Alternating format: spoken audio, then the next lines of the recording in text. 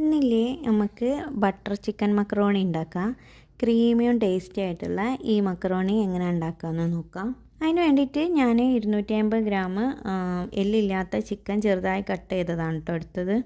ഇനി ഇതിലേക്ക് 1.5 ടീസ്പൂണ് മുളക് പൊടി, 1/4 ടീസ്പൂണ് മഞ്ഞൾപ്പൊടി, 1 ടീസ്പൂണ് കുരുമുളക് പൊടി, 1/2 ടീസ്പൂണ് പെരിഞ്ജീരകവും ആവശ്യത്തിന് ഉപ്പും ചേർത്തിട്ട് ഒന്ന് മസാല തേച്ചെടുക്കണം. ഇതൊരു 10 മിനിറ്റ് ഇവിടെ നിൽക്കട്ടെ. ആ സമയം കൊണ്ട് നമുക്ക് മക്കറോണി ഒന്ന് വേവിച്ചെടുക്കാം. വെള്ളം തിളപ്പിച്ച് അതിലേക്ക് 1 ടേബിൾ സ്പൂണ് ഓയിൽ ഒഴിച്ചു കൊടുക്കുന്നുണ്ട്. ആവശ്യത്തിന് ഉപ്പ് ഇട്ടിട്ട് നല്ലോണം തിളച്ച് വരുമ്പോൾ 2 കപ്പ് മക്കറോണി കേട്ടോ ഞാൻ ചേർത്ത് കൊടുക്കണം. മക്കറോണി വെന്ത് വന്നാൽ ഇതൊന്ന് ഊറ്റി മാറ്റി വെക്കാം. ഇനി ഒരു പാന് ചൂടാവാൻ വെച്ചിട്ട് ചൂടായി വന്നാൽ ഒരു പീസ് ബട്ടർ ഇട്ട് കൊടുത്തിട്ട് നമ്മൾ മസാല തേച്ച് വെച്ച ചിക്കൻ ഉണ്ടല്ലോ അതിട്ട് കൊടുത്തിട്ട് ഒന്ന് ഷാലോ ഫ്രൈ ചെയ്തെടുക്കണം. ചിക്കൻ ഒന്ന് വെന്ത് കിട്ടിയാൽ മതി കേട്ടോ, ഒരുപാട് ഫ്രൈ ആക്കണ്ട. ചിക്കൻ ഹാർഡായി പോട്ടോ, സോഫ്റ്റ് ആയിട്ടാണ് നമുക്ക് കിട്ടേണ്ടത്. ഇതൊന്ന് നമുക്കൊന്ന് മാറ്റി വെക്കാം. ഇനി അതേ പാനിലേക്ക് തന്നെ കുറച്ച് സൺഫ്ലവർ ഓയിൽ ഒഴിച്ചു കൊടുത്തിട്ട് 3 തക്കാളി ചേർത്ത് കൊടുക്കണം.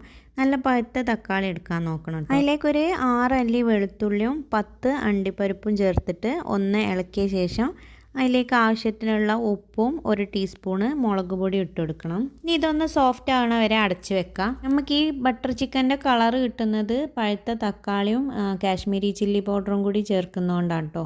ഇനി അതിലേക്ക് ഒരു 1/4 കപ്പ് വെള്ളം കൂടി ഒഴിച്ചിട്ട് ഒന്നുകൂടി ഇളക്കിയിട്ട് തക്കാളി ഒന്ന് വെന്ത് ഉടയണ വരെ അടച്ച് വെച്ചിട്ട് തീ ഓഫ് ചെയ്യാം. എന്നിട്ടിത് ചൂടാറാൻ വേണ്ടി മാറ്റി വെക്കാം. ചൂടാറി കഴിഞ്ഞാൽ മിക്സിൻ്റെ ജാറിലിട്ടിട്ട് ഇതൊന്ന് അരച്ചിട്ട് മാറ്റി വെക്കട്ടോ.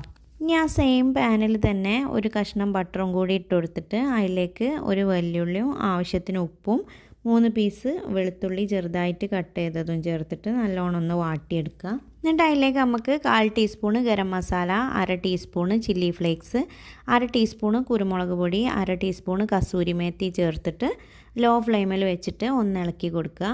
ഇനി നമ്മൾ അരച്ച് വെച്ച തക്കാളീൻ്റെ മിക്സ് ഉണ്ടല്ലോ അത് ഇതിലേക്ക് ഒഴിച്ചു കൊടുക്കുന്നുണ്ട്. മിക്സിയിൽ കുറച്ച് വെള്ളം ഒഴിച്ചിട്ട് അതും കൂടി അതിലേക്ക് ഒഴിച്ചു കൊടുക്കുക കേട്ടോ.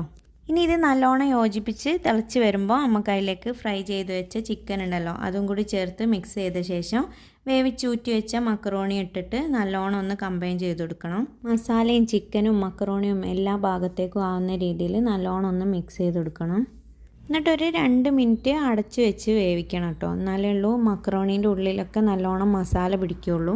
ഇനി തീ സിമ്മിൽ വെച്ച് ലാസ്റ്റ് നമുക്ക് 1/2 കപ്പ് ഫ്രഷ് ക്രീം കൂടി ചേർത്താൽ സൂപ്പർ മക്കറോണി റെഡി ആയിട്ടോ.